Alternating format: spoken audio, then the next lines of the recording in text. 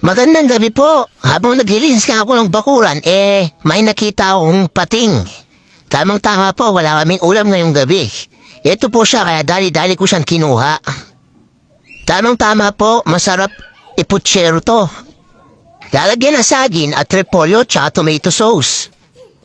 Ang iniisip ko lang po, paano to magkakasya sa kawali namin? Sobrang laki po ng pating na to.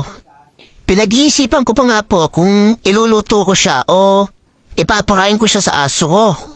Habang tinitingnan ko nga po siya, naaawa pa ako.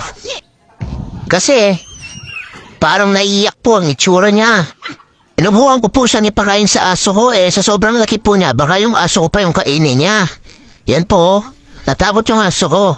Kaya ang ginawa ko po, papakawalan ko na lang po dito sa dagat. Opo, papakawalan ko na lang para... hindi po kasya sa kawali namin to tsaka kawawa siya, mukhang iiyak siya Sige, paalam sa'yo. Pakabait ka na lang ha. Magpakabait ka, paalam.